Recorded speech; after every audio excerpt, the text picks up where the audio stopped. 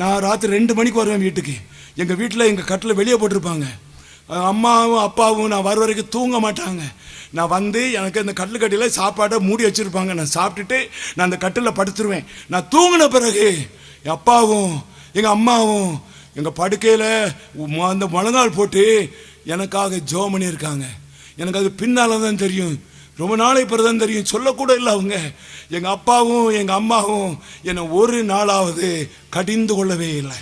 அதைத்தான் நான் என் பிள்ளைகளுக்கு செய்கிறேன். எனக்கு 3 பிள்ளைங்க இருக்காங்க. 3 பிள்ளைங்களும் ஆசீர்வாதத்தோடு இருக்காங்க.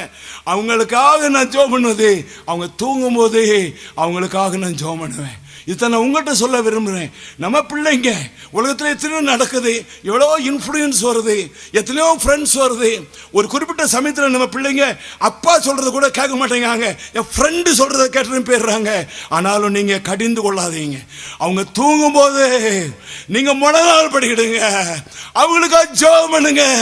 என்னை போல உங்கள் பிள்ளைகளை ஆண்டவர் மாற்றி விடுவார்.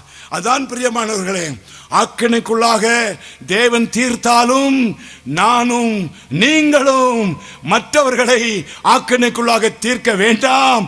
எப்படியாவது போய் கெஞ்சி கூத்தாடி, ஐயா அம்மா ஏசப்பாவட்டில் வந்துருங்க, தயவு செய்து வந்துருங்க, முழங்கால் போட்டுருங்க, பைபிளை எடுத்துருங்க. இவ்வளவுதான் நம்ம சொல்ல முடியும் பிரியமானவர்களே. இதுக்கு மேல நம்ம என்னமும் சொல்லக்கூடாது.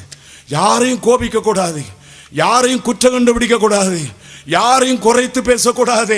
அவர் எவ்வளவு கெட்டவர்களாக இருந்தாலும் அவர் செய்கிற தப்பிதத்தை சுட்டி காட்டவே கூடாது பிரியமானவர்களே. அது ஆண்டவர்கிட்ட சொல்லலாம்.